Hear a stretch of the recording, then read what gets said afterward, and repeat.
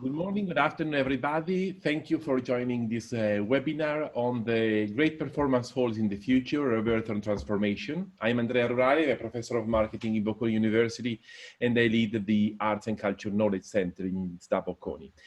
This event is on the same agreement we started having last December with the Friends of the Advisory Board for the Art.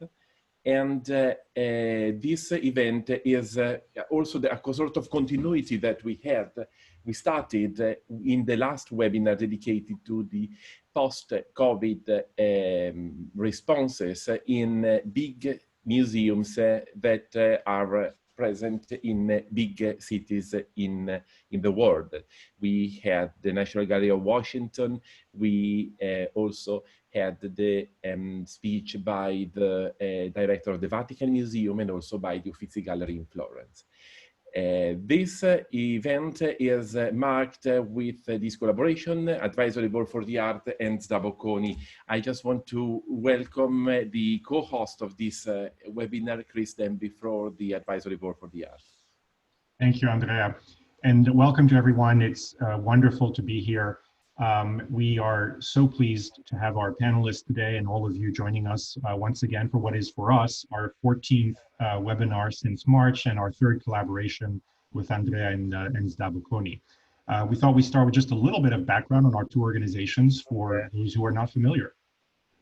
Thank you, Chris. So Bocconi is a business school based in Milan, inside the Bocconi University. We have a center of research dedicated to the arts management, but also we are running a master in arts management administration, an international master together with SMU Dallas and HEC Montreal, and a program that is in our branch in Bombay in India called IPAM.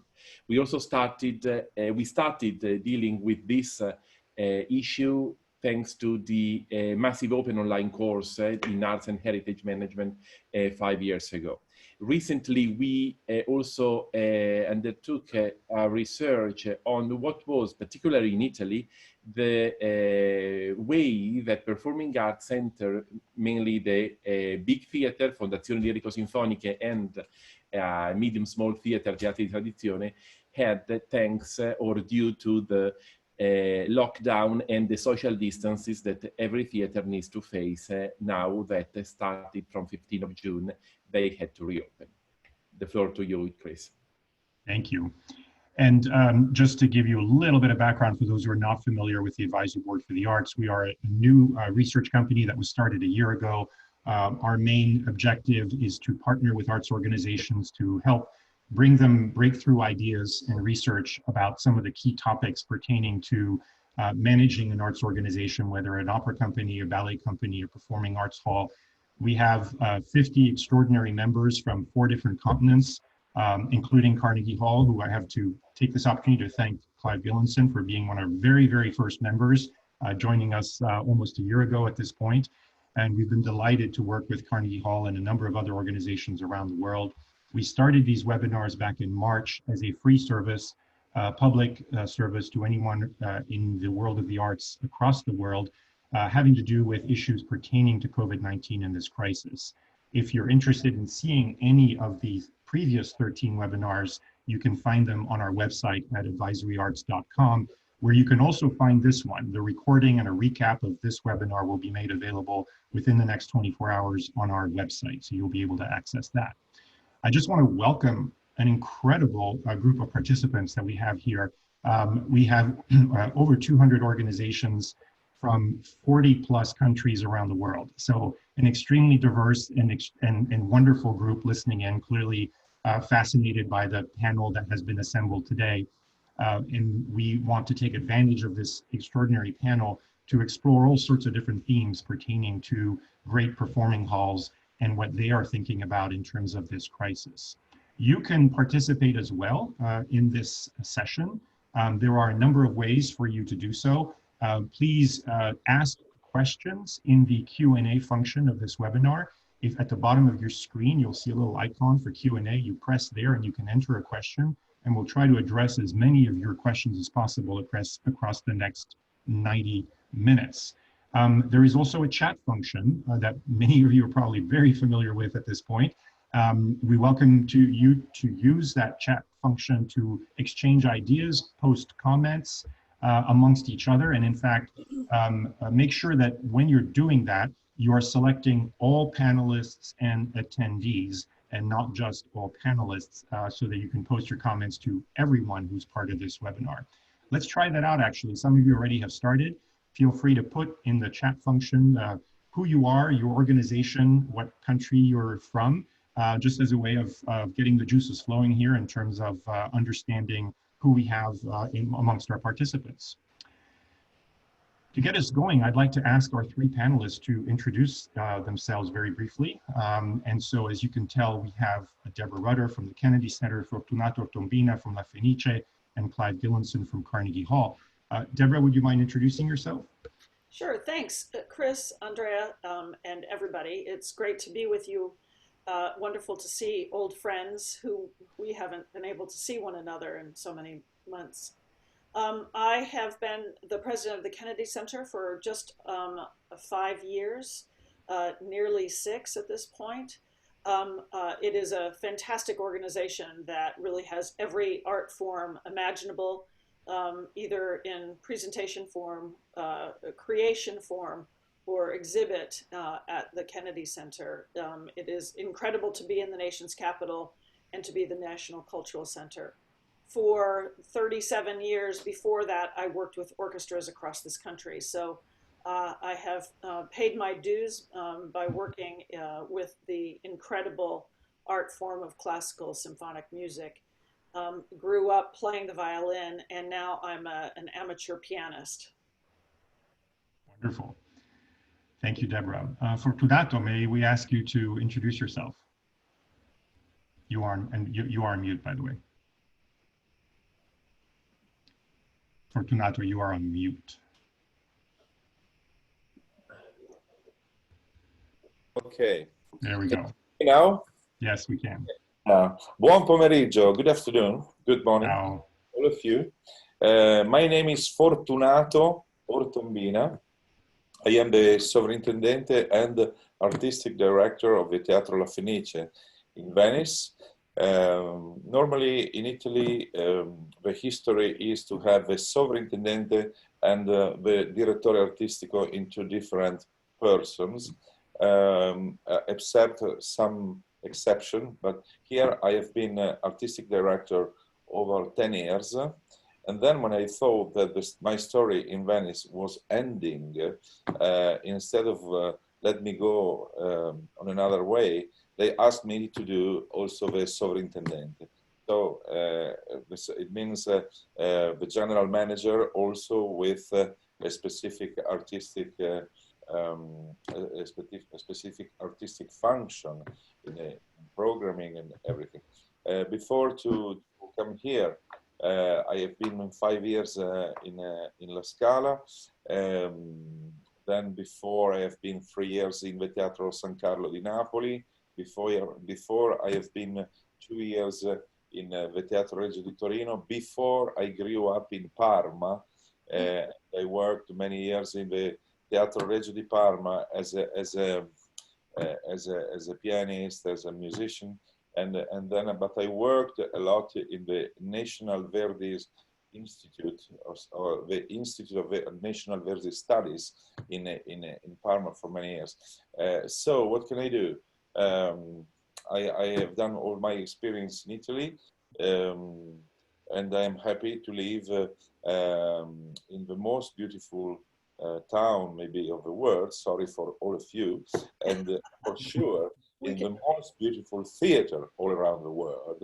Very hardly proved in the last month, but not only by the coronavirus, but in November we had the flood as with such a level of water as it didn't happen since 50 years. So first we have been destroyed by the water, and then came the virus. So now we try to be La Fenice. So it's time to rebirth, let's say, and we will do our best.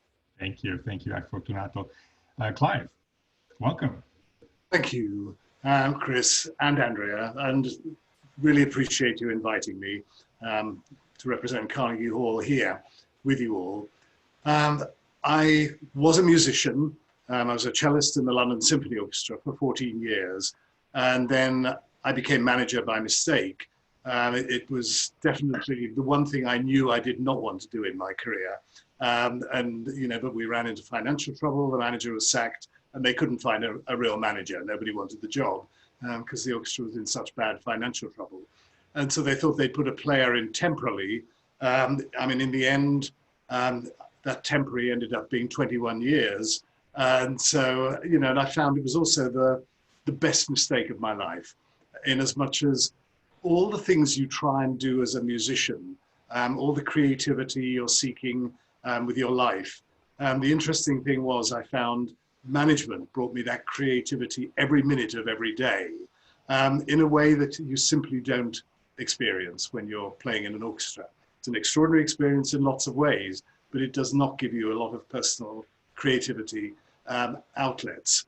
So I did that for 21 years, and then I wasn't looking for a job. I certainly wasn't interested in traveling outside the UK. I've got 3 kids in the UK and so on. But then when I was offered Carnegie Hall, it was the one job in the world that it's impossible to say no to. As far as I'm concerned, it is the greatest music organization in the world.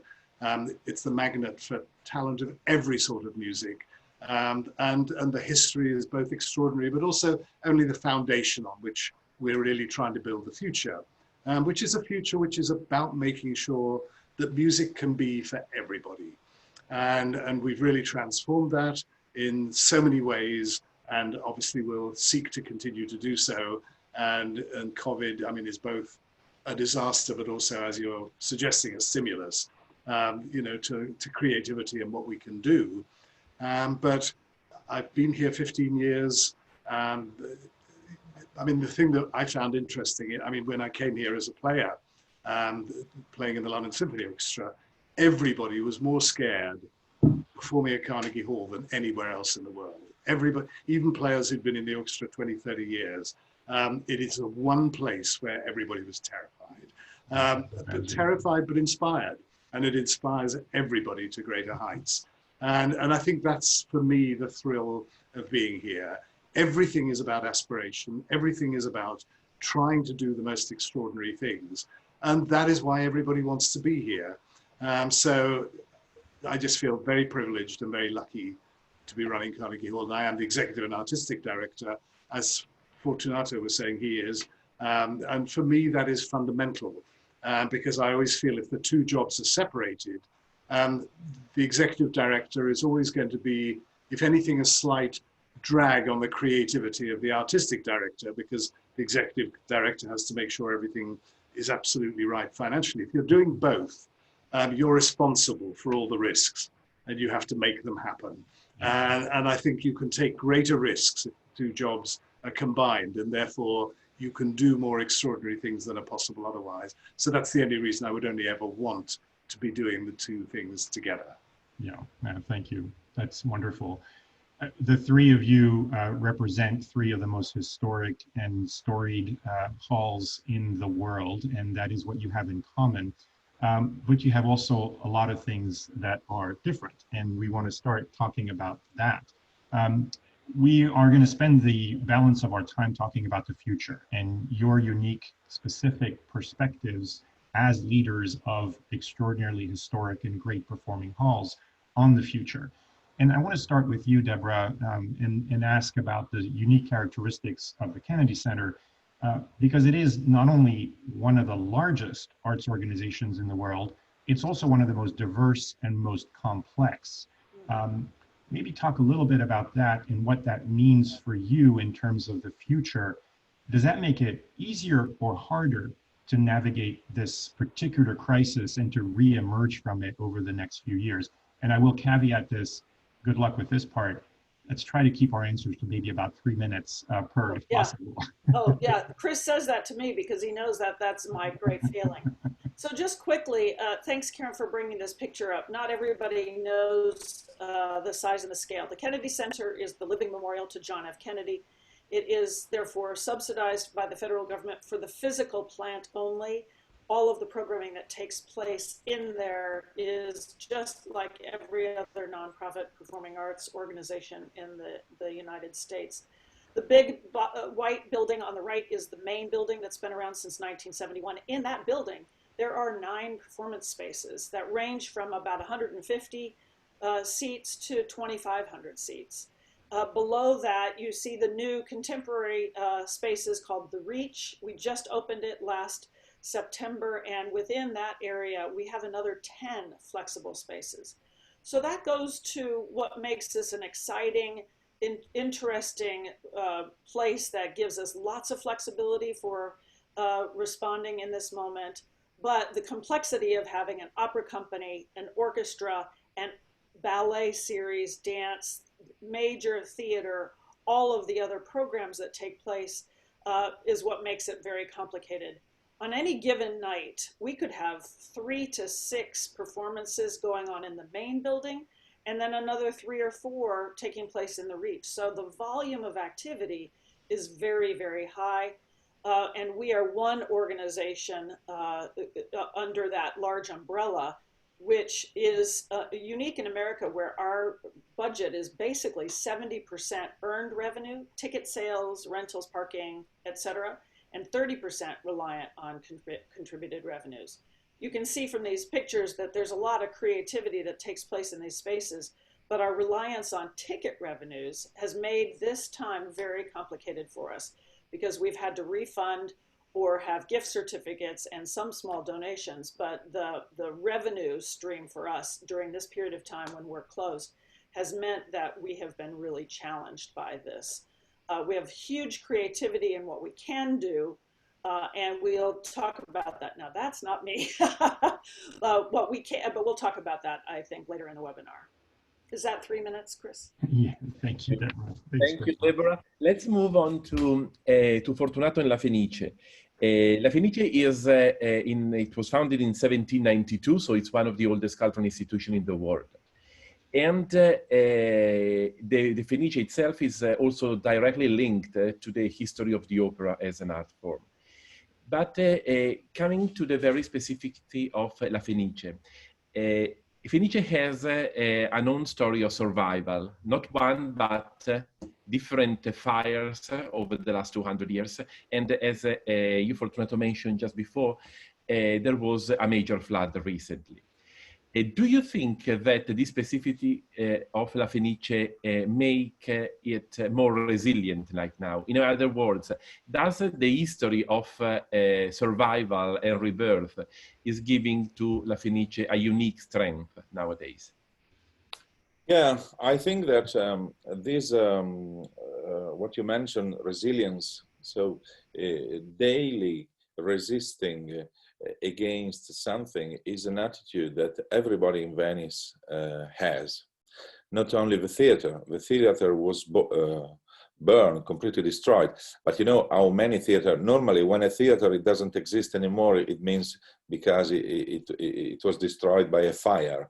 And you know that in the 17th century, after the very first public theater has been opened in Venezia in 1637, in that time, in the time of the late Monteverdi, just to say, there was something like 25 theater opened simultaneously every night in Venice. So it means in one place you had the premiere of Monteverdi, 200 meters further you had the premiere of Cavalli, and then Legrenzi, and all that things. So it's something that we can't imagine, but all the places, they were destroyed by the fire. And La Fenice, then at the end of the 18th century, let's say it synthesized all the history of this private theater. It became, so this is the reason because it's called Gran Teatro La Fenice, also for dimension. But there is something that apart the fire, the problem of the water comes every year. It comes at least 10 times a year. The water, not so high as it was in last November, but in Venice, everybody has a shop or a restaurant or a bar or an hotel at the ground floor is used to throw away everything 3-4 times a year.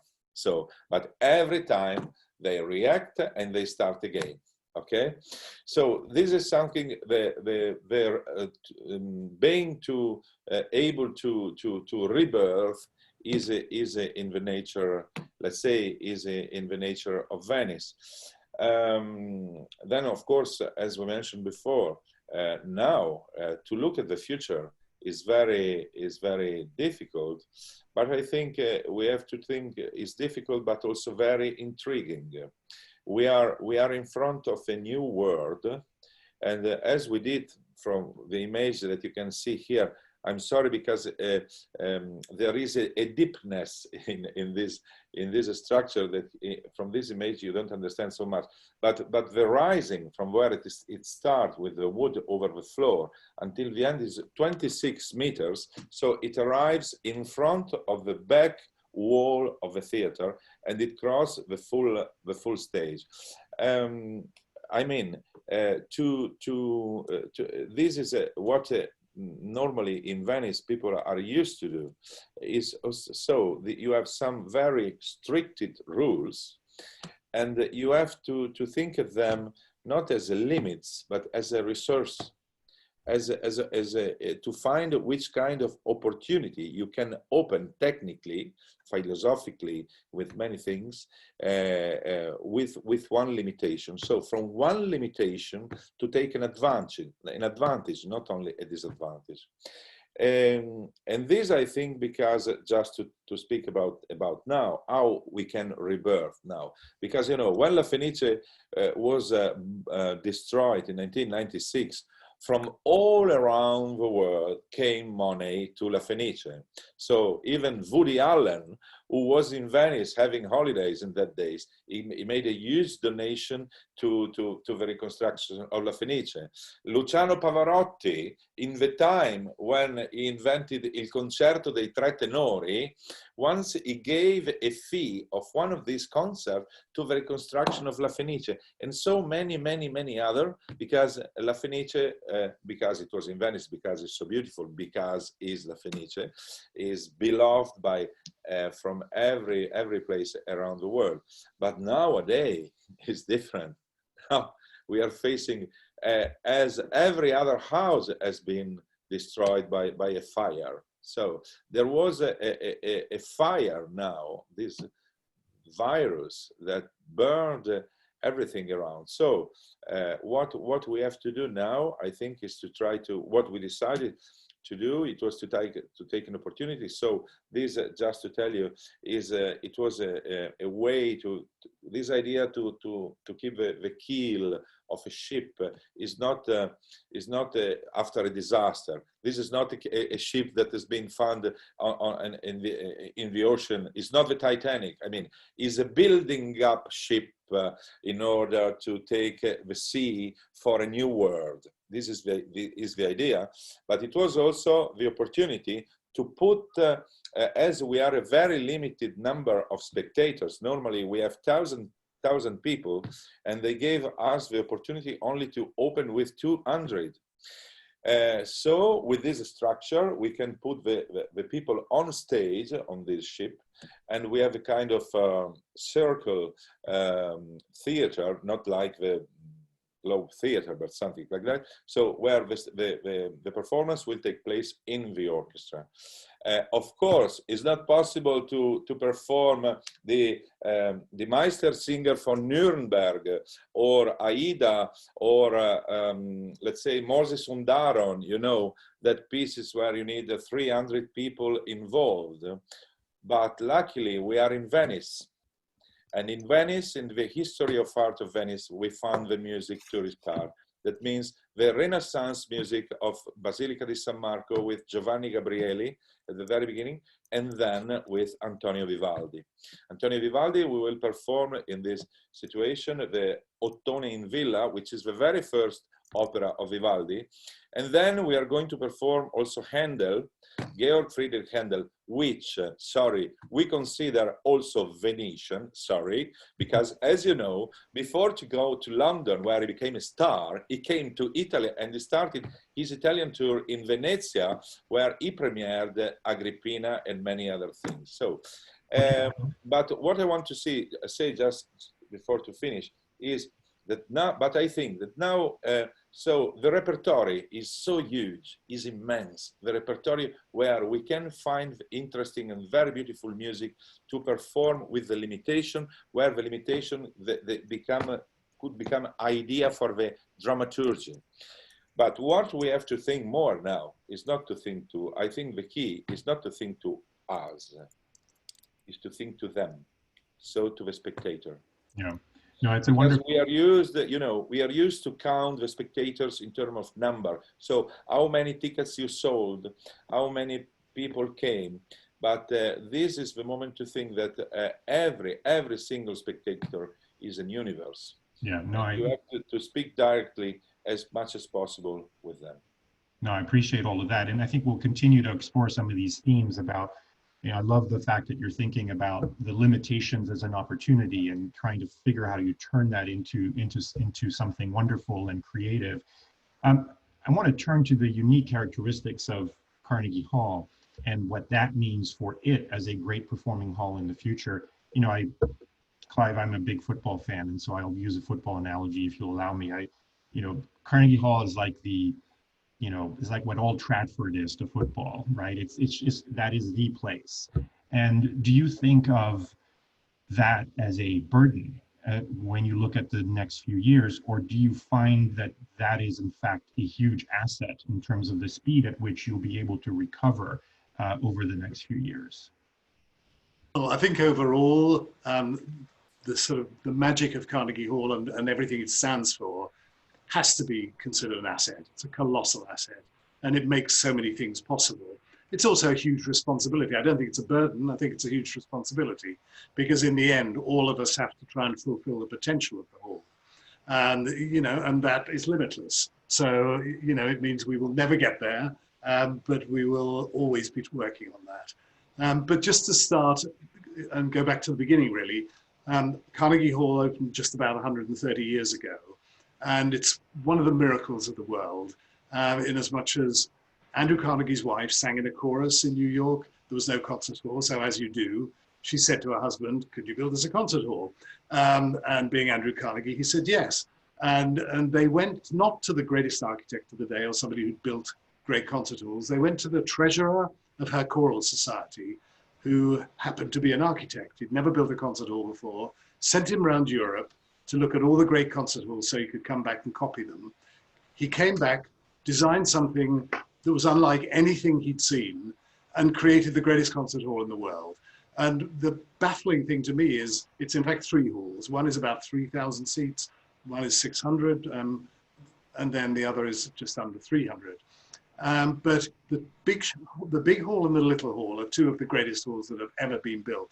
The medium-sized one was completely and utterly useless. So how does somebody build two of the greatest halls and one of the worst? I do not understand. But I think you probably all know the medium-sized hall became a cinema until 2003, when by blasting down into the bedrock, the volume was expanded and we turned it into, or Carnegie Hall at the time, turned it into a great concert hall as well. So for me, it's about experimentation. It's always about exploring. And one of the things that's interesting in thinking about the power of Carnegie Hall, when I first arrived, I wanted to start major festivals that explored really important themes. But since we're just music, I wanted to look at film and dance and theatre and literature and everything else, which Deborah has on site. We do not. So I thought we would develop these ideas, talking to other major institutions in the city. And everybody said, there's no point. New York organizations don't work together because they're all competitive for money. So I thought, well, being a stupid foreigner, I might as well ask. And so, you know, when I talked to the major institutions, they immediately said, fantastic idea, wonderful. We'd love to work with Carnegie Hall. In other words, the power of the institution enabled things to happen that I think very, very few other institutions could have convened in that way. So since then, every year we do a massive festival, and we're doing more and more building journeys of exploration and discovery for our audiences, which are things that we hope will be opening windows of perception and exploration for the rest of their lives. And, you know, so that Carnegie Hall genuinely plays a role in nurturing curiosity and a sense of exploration. The other thing that we've done, I mean, education was always part of Carnegie Hall, but over the last 15 years, we've expanded that massively. And it's an absolutely central part of what we do. And we now reach about 800,000 people a year with our education programs. Most of these kids, and a large number of them, a large percentage of them, kids who otherwise would not have the access to music. They wouldn't have the opportunities in terms of best teaching and so on. So, I mean, using Carnegie Hall as a resource in that way is immensely powerful. We've built partnerships all around the country where we work and support with other organizations. On one program for elementary school kids, we're working with 120 orchestras around the country, offering them free all our resources and our curriculum and working them so that they actually can engage with their communities in their own cities. So I think the whole thing of how one uses the power of the hall in that way to make things happen that we could firstly never do on our own, but secondly, because of the power of the hall, people do want to partner with us, and it enables us to make things happen that could not happen otherwise. I think in the context of today, just one other thing I want to mention is from the very beginning, Andrew Carnegie was absolutely committed to Carnegie Hall being for everybody, and that means everybody in terms of performers as well. And as you know, in the America of the late 1800s, Black performers couldn't perform virtually anywhere, you know, in halls, you know, in Washington or anywhere else. Right from the very beginning, the greatest Black artists in the world appeared at Carnegie Hall, and people of every color, people of every genre, right from the beginning, that was his vision, and that is what Carnegie Hall has always stood for, and is something that to us is fundamental to who we are. Yeah. Thank you, Clive. It was a great history of the Carnegie Hall. Now we can address a question to the three of you. It's a question that also is coming from the suggestions of the so many participants to this webinar. It's about the future. What happens in 3 years' time? What is your personal perspective on where we will be in 3 years? Will your street organization and the other great performance spaces in the world will be very different? Of course, there are millions of scenarios, there are a lot of possibilities, but fundamentally, with Chris, we'd love to react to two of those. The first is the road ahead is about how long it will take to go back to the reality, to the actual aspect. So go back to the normal life, back to the things, the way things were happening 1 year ago. And the second scenario is when, and also I'm just noticing that a participant Evalam is talking about experimentation, exploration. So there will be more radical shifts in what the performing halls will look like in their role in our cultural society.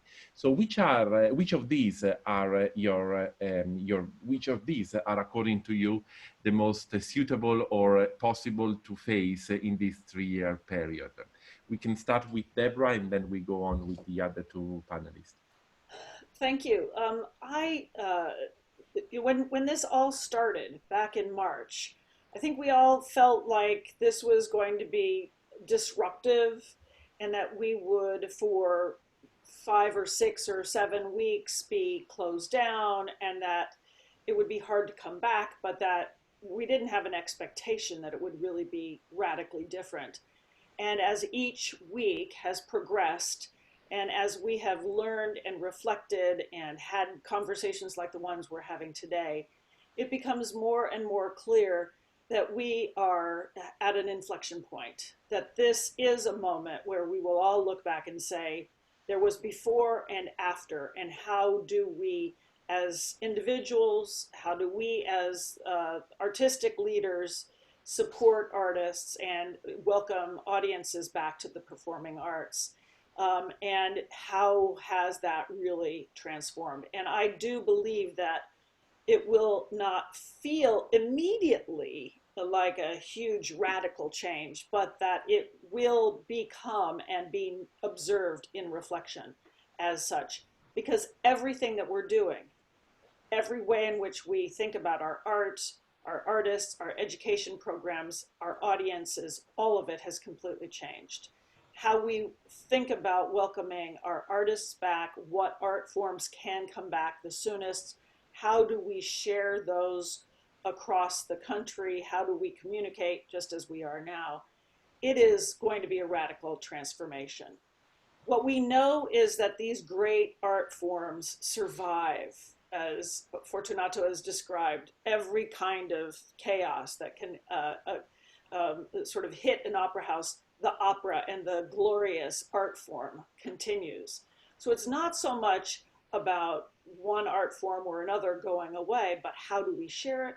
How do we experience it? How do we allow new art to flourish in this period of time? And how do we share it more universally? I think that's, for us in America, the other piece of it, which is an understanding that it's one thing for us to say it's for everybody. It's one thing for us to welcome all of the art forms, but to really celebrate it, support it, give it the power of presence that it deserves. This is truly a radical moment of change for our arts organizations.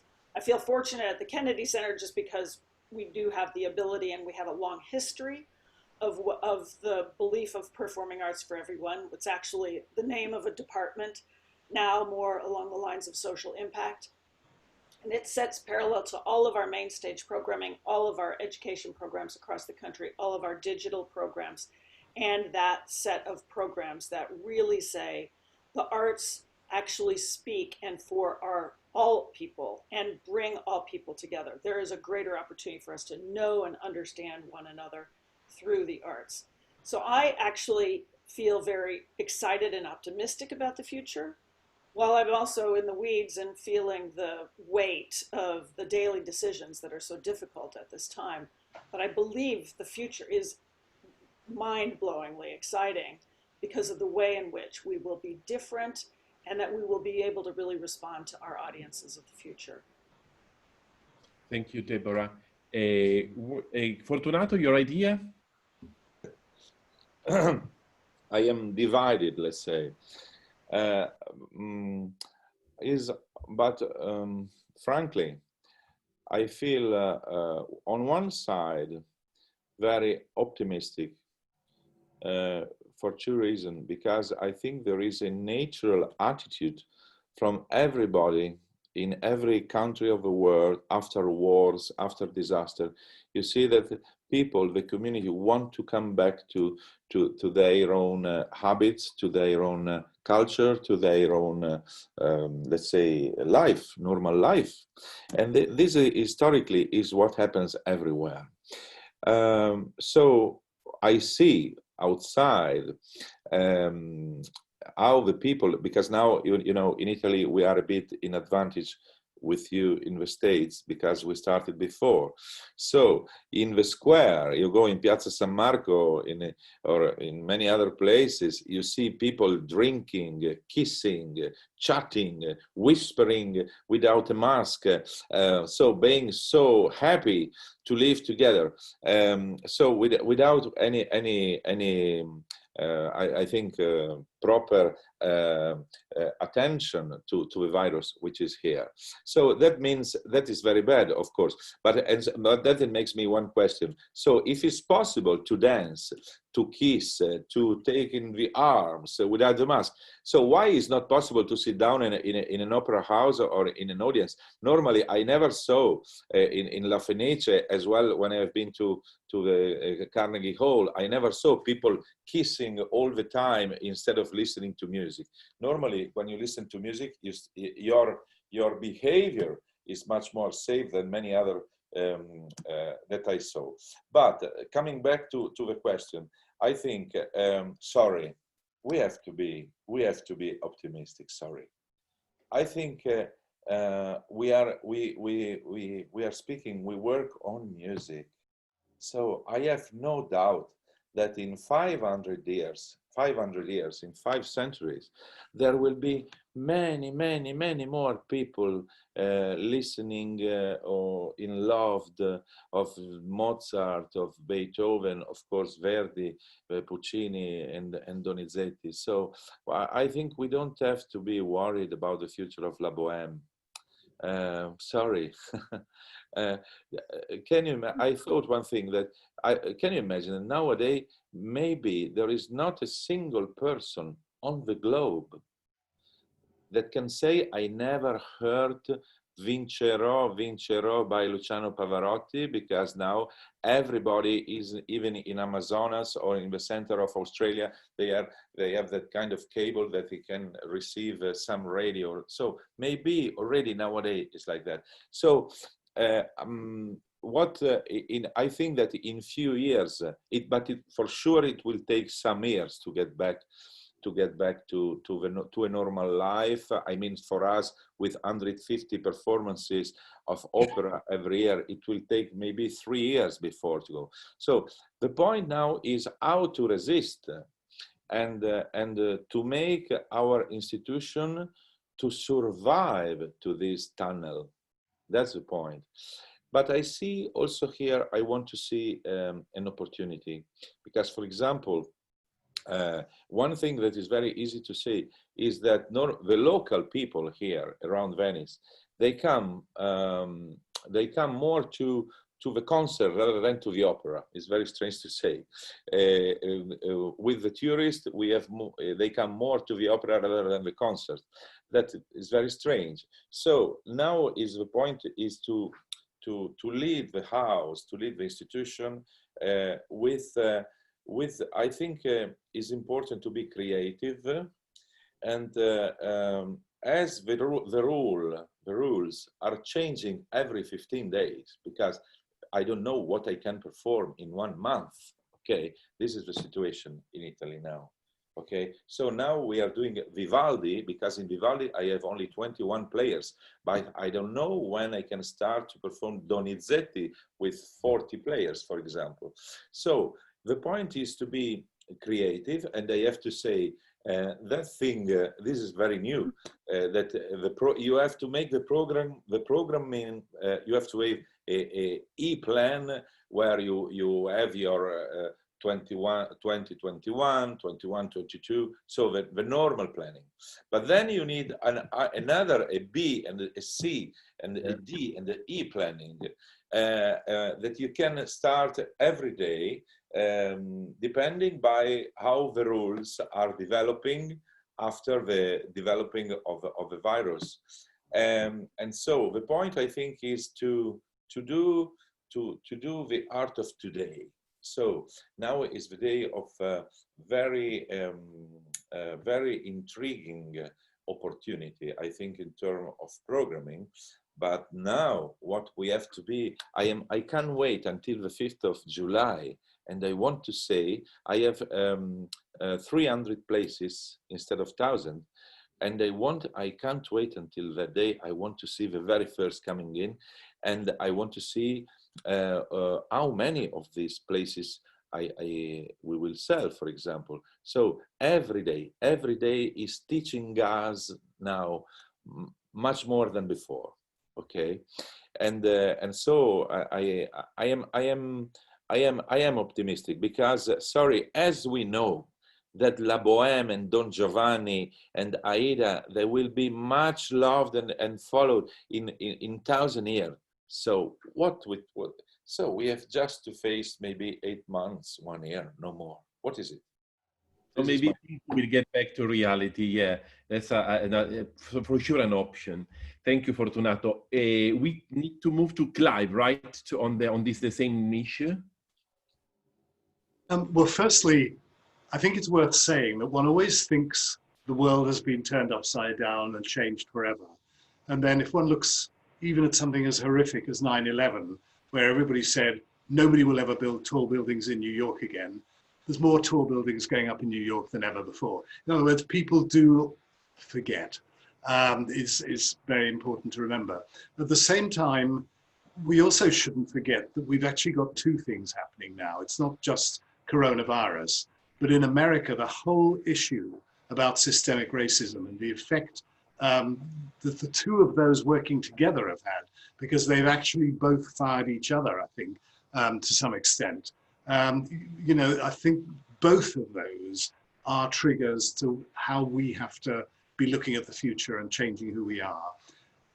I mean, I think the thing worth saying up front is that it's not suddenly that everybody should become creative because of coronavirus and about, you know, suddenly defining new futures. If we haven't been thinking about all of those things before, we've completely failed our organizations. So this is not about, you know, suddenly this is a new burst of creativity. It's a stimulus to be even more creative, to readdress the things that one thinks are the most fundamental and important things about your role as an organization in society.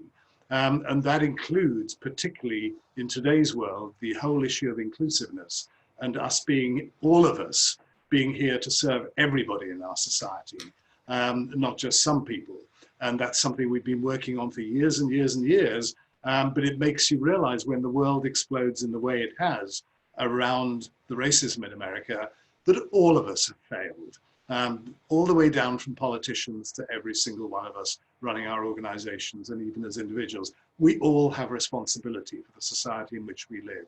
And that's got to be reflected more in the way we look at the future and the way we serve people in the future. And we are here, after all, to serve people.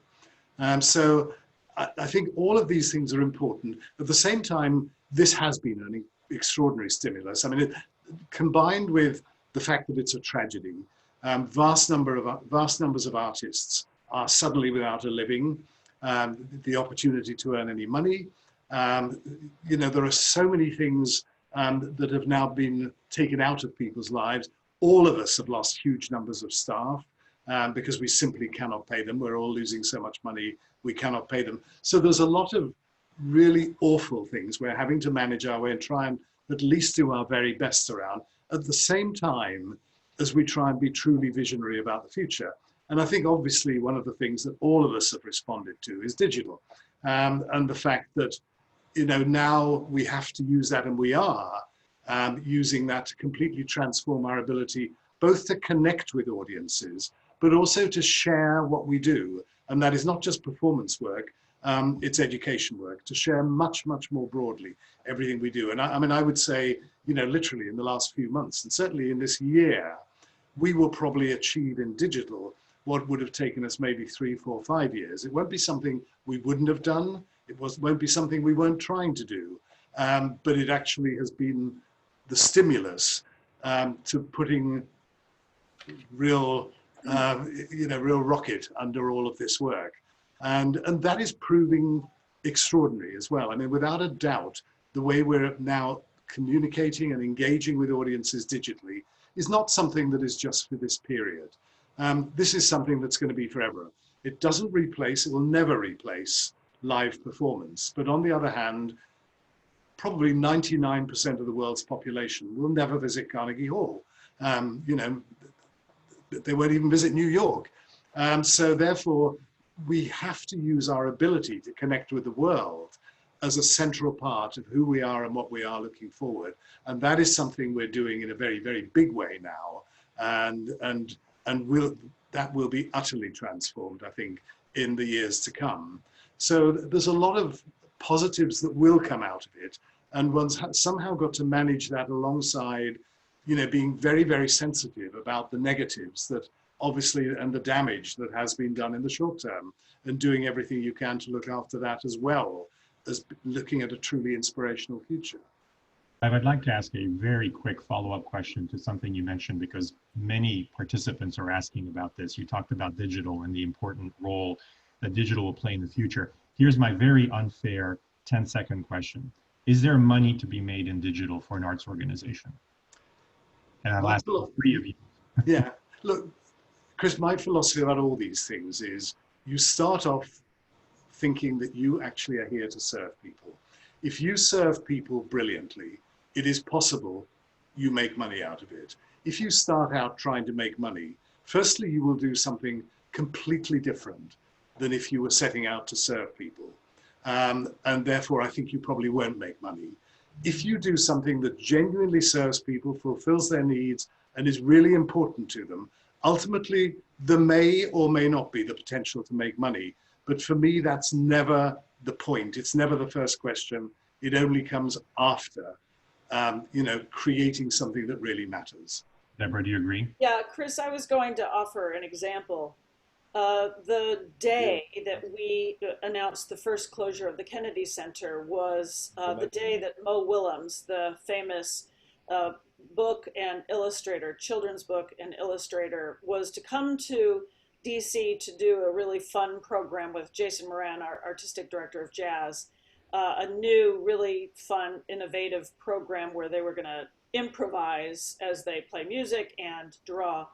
And he called me up and said, I'm so sorry I can't get on a plane and come and do this, but on Monday, this is on Friday, on Monday, I want to start a daily series of programs where I am going to teach everybody, but especially targeting young people, how to draw. And for about a month, maybe 5 weeks, every single day, Mo Willems gave of his time to do a live program for young people. And it had a huge impact, as you can imagine. I got emails and communications from around the world about how people loved this experience, the generosity of an artist like that.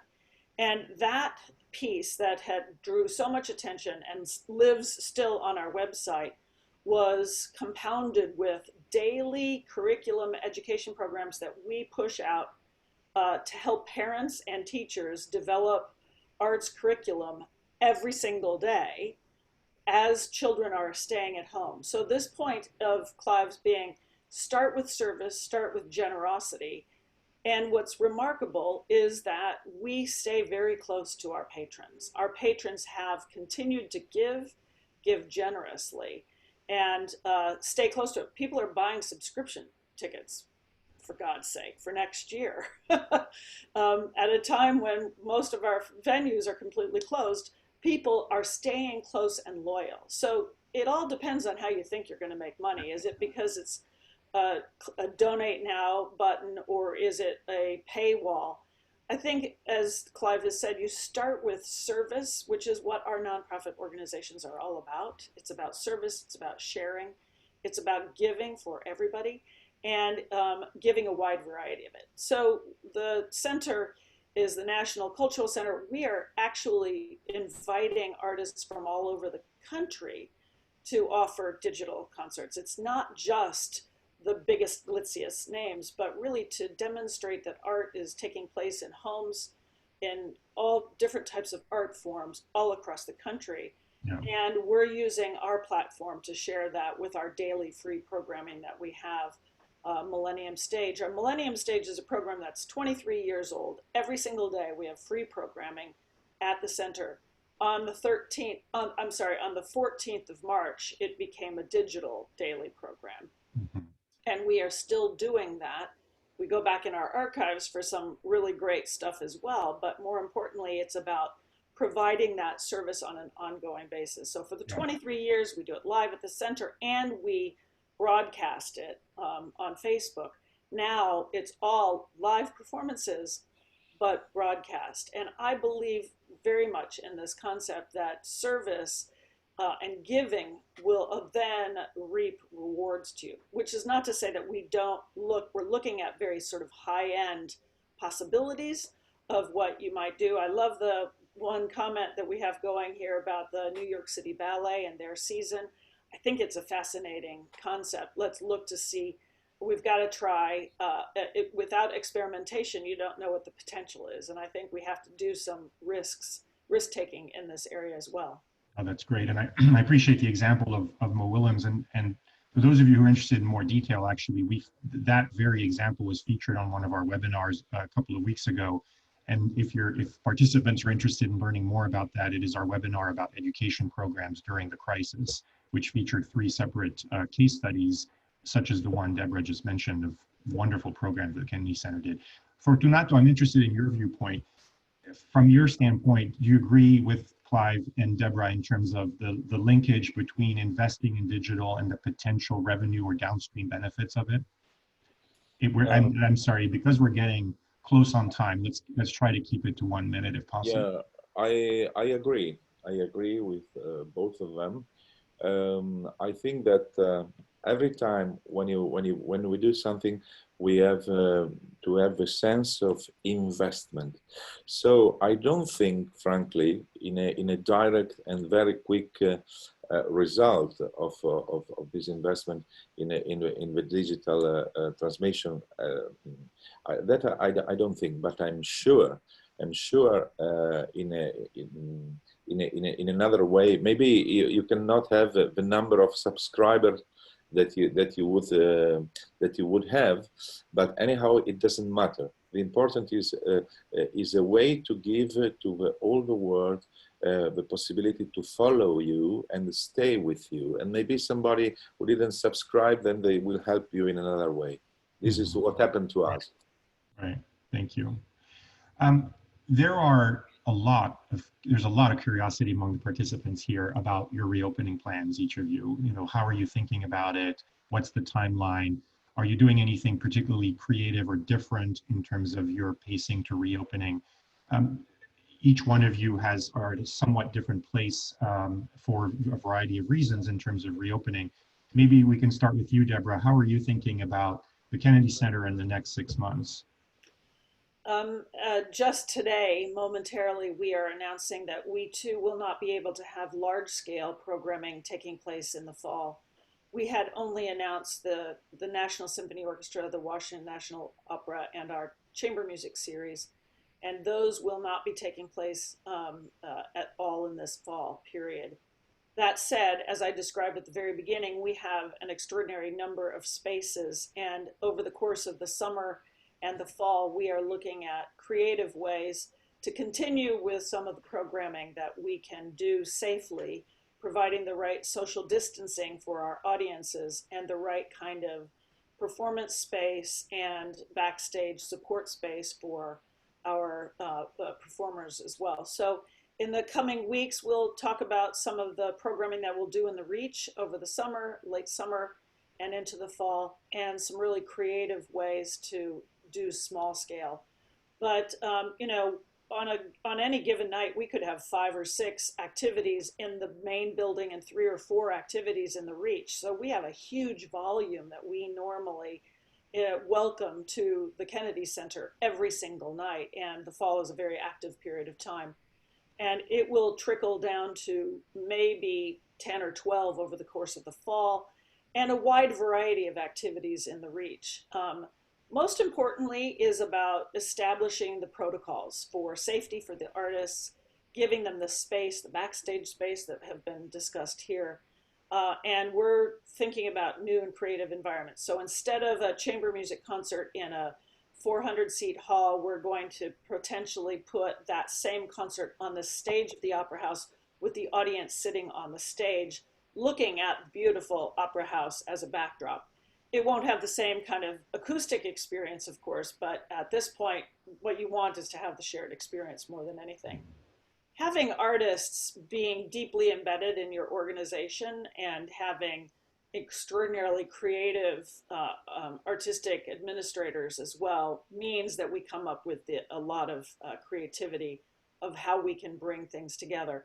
But it will be small scale for a period of time, and not until the new year when we believe that we will be able to do the big scale work. We've been working with performing arts organizations across the country to develop a protocol for how to really do this best and ensure safety for all. That document has been vital for us, and I know the performing arts centers across the country. Thank you. Good to hear about how you're thinking creatively about what can be done across the next 6 months. Clive, how are you approaching the next 6 months for Carnegie Hall?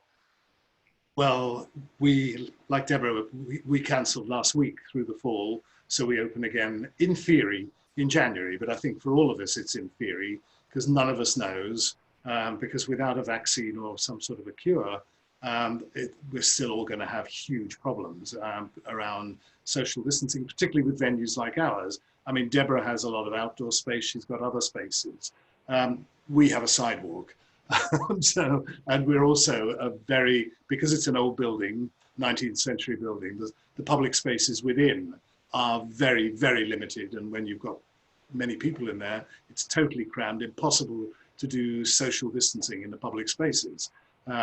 So these are all things which mean that in order to actually start doing live performances at Carnegie Hall, we're very limited. I mean, we're looking at ideas like, do we just do something that is purely streamed and has no audience at all, or a tiny audience? I mean, those are possibilities we're looking at. But the other thing worth remembering is that to have a handful of people in a large venue is not a good experience for anybody, not for the performers, not for the audience. So one's got to actually think as well, are you providing something that is actually meaningful, or is it just a token gesture? We are looking at outdoor spaces, other outdoor spaces, not by Carnegie Hall, whether there's things that we can do in terms of performances for people where you can have social distancing. So those are possibilities as we move forward. And there's one idea that's still very much in play, and we would look at others if that's possible, if we can make that work. But in general terms, I think it's worth saying, we may all say that we've cancelled through December. That does not at all mean that anybody's going to be able to open in January. I mean, as Dr. Fauci is always fond of saying, the timeline is dictated by the virus. It's not dictated by us. And certainly, our ability to deal with the virus. So I think none of us knows whether we're going to be opening even in January, which is, as you say, 6 months to go. But meanwhile, we've got to continue to work on all the digital things, all the ways we connect in meaningful ways with people, and all the things that we're doing, connecting with great artists and young artists and people of every type from their homes, communicating about their art, their lives, their philosophy, their beliefs, and of course their great music, is something that does keep people connected in a very meaningful way. And so the responses to that have been terrific, and we're expanding and expanding that side of what we do. And the other, we will just have to, I mean, yes, one can look at being creative about small scale work, and that's important. But we've also all got to use this time to transform who we are beyond the time when we actually are able to open again. Thank you. Everyone who is contemplating reopening is doing so in a variety of creative ways. I mean, I think yesterday we heard about Fortunato, your peer in Barcelona, opening to 3,000 houseplants. That's definitely at one end of the creative spectrum. How are you? You are reopening very much sooner. How are you thinking about your journey across the next 6 months and reopening? Me? Yes, you, Fortunato. Yeah.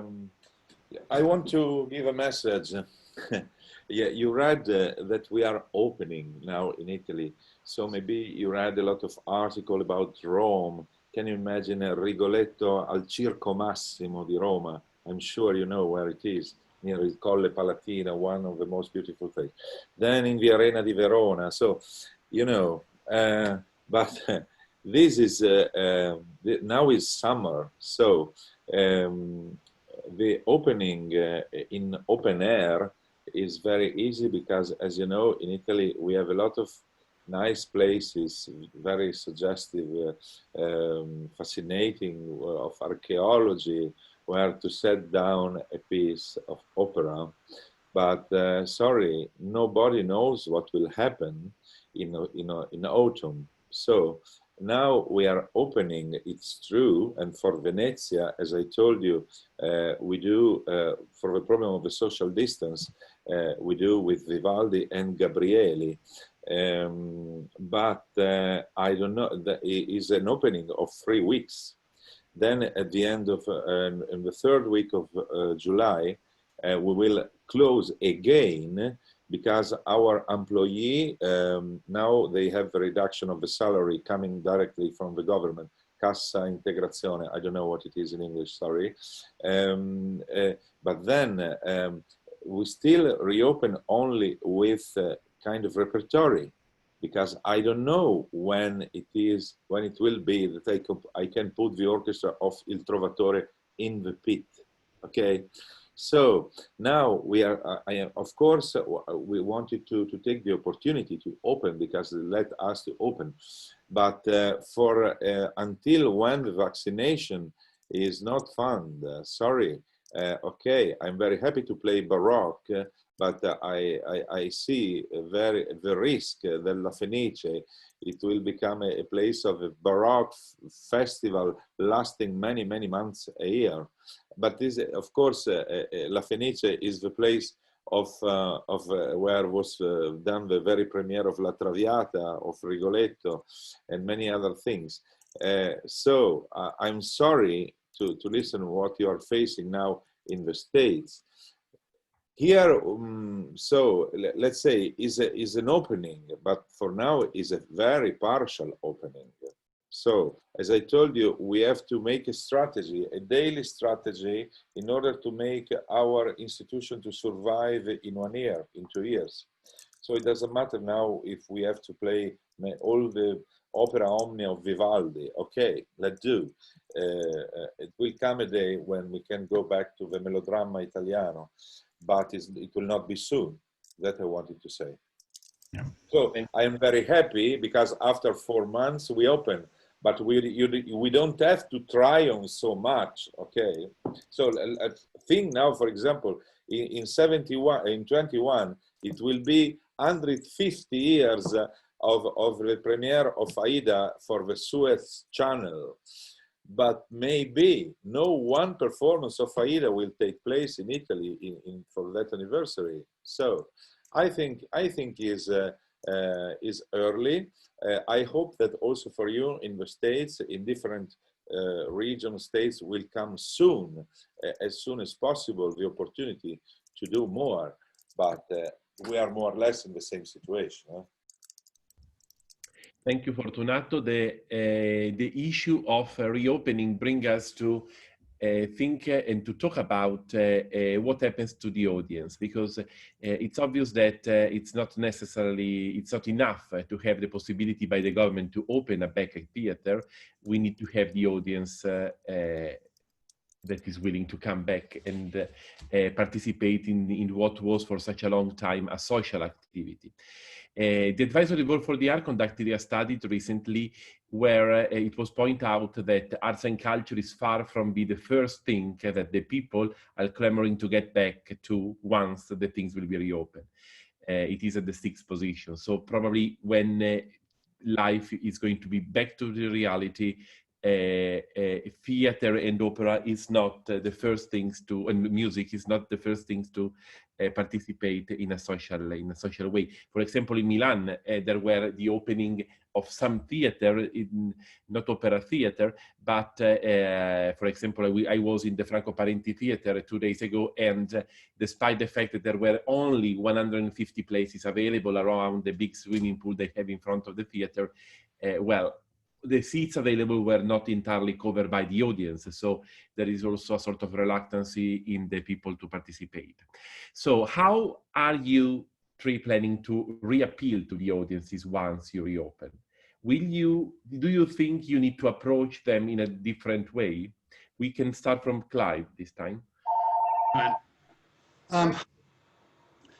Firstly, to say, I think there's a lot of issues around people feeling safe.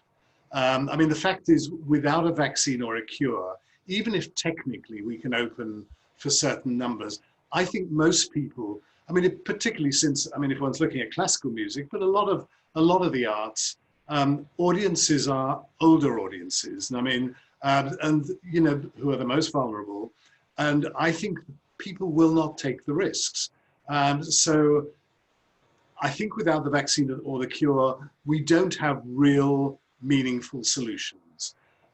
You know, so I mean, that's the first thing that I think is worth saying. You know, we will open in the best way that we can. The thing about this whole situation is every one of us is mapping multiple scenarios. You know, opening in October it was, opening in January, opening in April, not opening at all next season. It may be something completely different. I mean, the fact is we've all got to be utterly responsive to what is happening in our environment and what is the real world that we're having to deal with. But also understanding that, you know, where people, if one looks at China, I mean, people are taking risks to go to work and earn money. People are not taking risks, even to go to restaurants, you know, or Starbucks, or, you know, or the arts.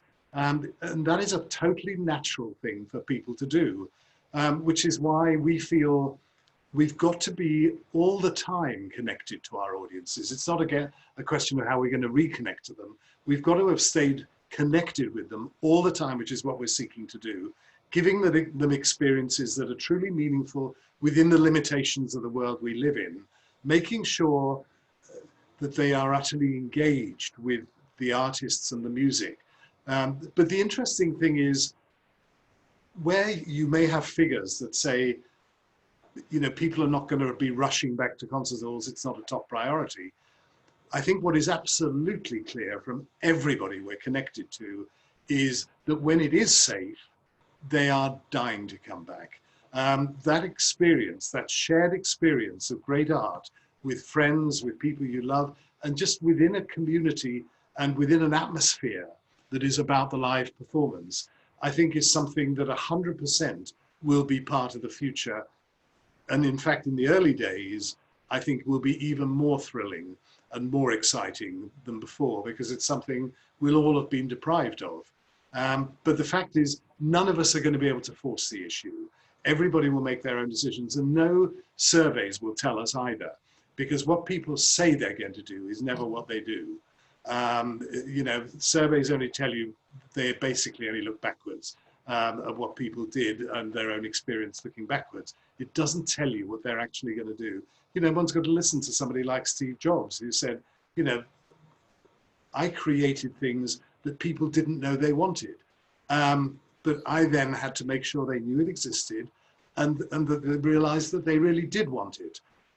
So, you know, surveys and marketing, you know, don't really count. Well, marketing does, but it doesn't actually, you can't sell anything to anybody that they don't want to buy. So therefore, you've got to market. Marketing always has to be about reality and making sure that what you're delivering is something meaningful, real, and something that people don't feel they're taking a risk over. And I think risk is the thing that's going to be top of everybody's mind as far as audiences are concerned until we know this is behind us. Yeah. That's a point, Clive, because actually, above all, when we are talking about these kind of products, cultural products, hedonic products, the level of emotional involvement is so high that the forecast that the marketing can and should keep on producing has this issue to face. And what happened therefore in the Kennedy Center? You have such a wide variety of venues and offers to the public. Do you think you're going to address them in the future in a different way, Deborah? You are on mute, Deborah. Sorry, I had a telephone ring here. You know, I think this slide tells the story of where we are at this moment, which is that we are only just beginning to venture out of our homes. And the first places that we can go that are going to be safe. And so this isn't shocking to me or surprising. We've all been involved with the work that's being done so that we can understand what people are thinking about in the ongoing experience. But I also know that last weekend, colleagues of ours in Virginia hosted a chamber music series of concerts, and it was completely abnormal than any kind of chamber music that we present on the very highest level. And it had a very positive, warm, and enthusiastic response to it. So it's absolutely true. Only a few people are really able and willing. And in this case, they stood outside in an atrium to hear chamber music, but it was about sharing that experience. It will come slowly. And as Clive has said, it will come when people feel safe and when our audiences know that they can come in and have something similar to what they've had before. But there will be a slow build of activity. And the way we can best do that is providing those experiences, providing them in the safest experience possible for both the artists and the audience, and giving them a little bit of the variety. So when I mentioned that we might have up to 10 or 12 events, they will not be of one sort. It will absolutely be chamber music, but it might be a comedian, it might be a jazz ensemble, it might be a solo dancer, but in a different kind of environment. Part of that is also to demonstrate that we can do it, so that people will know that it is possible to come and have those shared experiences. To capture it and to then share it after the fact is also a key piece of this. But it gave me great hope, and my congratulations to my friends at Classical Movements for taking this big leap and being the first that I know of who did a program like that, and to have such enthusiastic response from people coming and having a very personal experience. I've been so impressed by the people having music in their front yards.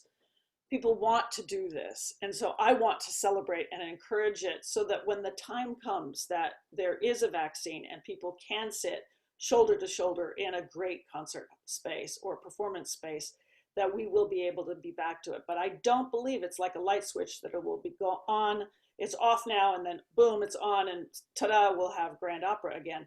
I think we have to be creative, like what Fortunato is talking about for his venue, to bring people and to have that experience, keep it alive, keep it bubbling, and keep that enthusiasm going. This is also a test for us, because so many of us have been working in these spaces and haven't gotten out of these spaces. We have to get out. We have to see how we can make this work, and we have to serve our patrons. So it's a building, it's a layering experience that's going to take place over the next months. Thank you, Deborah. What's your opinion, Fortunato, in terms of audience relation? In terms of audience relation, I think we have to be very careful and keeping alive every person, I have to say, every subject on our audience. I saw in these 3 months a lot of people supported us. But a lot of people wrote messages, people who renounced to reimbursement of the tickets. This is very important. So it was a proof that we belongs to many people, and And that is important now to see how in these weeks, when came out that we are opening, how they support us, how they support us. Then I told you, I think that every experimentation we do, every exploration we do in our repertoire, maybe it could give us to go back to our identity. As I told you, I see that because for this limitation, we can be allowed to perform even opera performances and go back to the essence of the cultural identity of this place. So in a certain way is a point where the history brings you to look in yourself deeply. And in this way, I think we have to be able to collect the people. Now is very easy. Who knows when the people from the States, as they came until February, they come again. Who knows? And they were, let's say, the 35% of our box office. So now we have to concentrate really in the people around and keep alive with the very fully respect the attention of our patrons and our sponsors and all that, because I told you the difficulty is to survive now. So we can't lose every single centimeter, every single drop of water coming, in every small detail of the history of music, of relation. So we have really to make the people feel that La Fenice is here for them. So we don't have, every time when I have a discussion with the unions, I say, my dear, La Fenice is not here to give a job to you and me. Okay, if we think like that, we will not go so far. Yeah. Try to think that we are here, both of us, we are here to serve La Fenice as a temple where every night there is a ride in between audience and the music written for the audience. So if we think as a servant, let's say, in the most noble sense of the word, I think all of us will go much more far. And that is what we have to do now. Thank you, Fortunato. As we close out here in the next 5 minutes, I want to turn to one last question to each of our panelists about advice they might have for people on this Zoom. We have students who are contemplating potentially coming in to become new leaders in this industry and thinking, geez, this is a strange time, you know. And we have your peers from across the world who are clearly struggling and who this is the hardest moment they've ever faced. You are such experienced leaders. What one or two final pieces of advice would you like to share with our group here in our last 5 minutes? Perhaps Deborah, starting with you. So anybody coming into the arts administration business needs to understand that it's a lifestyle and that it takes dedication and perseverance and resilience to do it. And resilience and creativity and exploring are what being arts administrator is all about. I find these days to be enormously taxing emotionally and enormously exciting for what the future holds. So I actually think that this is a really critical and valuable and important time for young managers to come into the business, because I think it is in partnership with those of us who've been doing it for a long time that we can find the best ways forward. So I would not in any way deter anybody from coming into the business, understanding that it's in a big time of change, but that is perhaps the most exciting time to be involved with it, because the old structures that people said, oh, we've never done it that way, we can't possibly do it that way in the future, it's going to be hard to fight that argument. We have to do everything different. We look at the world differently. This is a great time to be in this business, understanding that right now, this very moment, these next 6 or 12 months are going to be very hard, but the future is all the more interesting, I believe. Thank you, Deborah. Fortunato, one last piece of advice to our participants. I try to totally to encourage, because now I am in an age where a few years ago, when I came to Venice, I was the youngest artistic director in Italy, I remember, in 2007.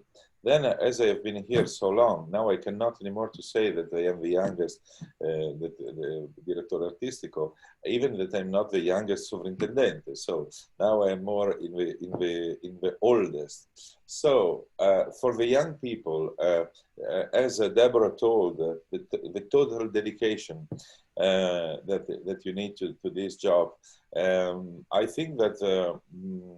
That maybe the young people who studied a generation after we studied, they had, I think, even more opportunity, the opportunity we had. For example, in my time didn't exist YouTube, so I remember I had one collection of the Beethoven sonatas, and it took 10 years before to have a new money to buy another edition after Wilhelm Bachhaus. And so I think they had a lot of opportunities. So if you want to do that, just do that.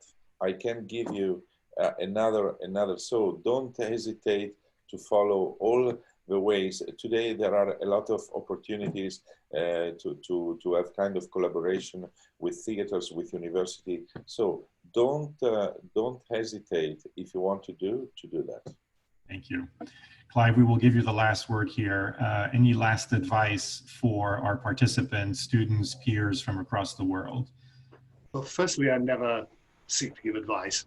Because I think everybody's got to find their own answers. I always believe in asking questions and challenging people to find their own answers in life. But for me, the fundamentals are, I totally believe in our art form. I think, it's some of the most extraordinary creations of the human race. For me, there is not a second where I doubt the future power, importance of what it is that we're doing. Secondly, I think it's the most creative environment I've ever worked in. I think to work in the arts, you've got to be creative every minute of every day. As somebody who was originally going to be a mathematician, I'm afraid unless you can make 1 + 1 = more than 2 in management, with every single decision you make, you're failing. But I think the other thing that's important is context. And that is, we mustn't talk as if innovation starts today. The fact is, the music world of today is unbelievably more creative and innovative. And there are so many young groups, there's so many young musicians doing really fascinating, different, challenging, exploratory things. We are not inventing innovation.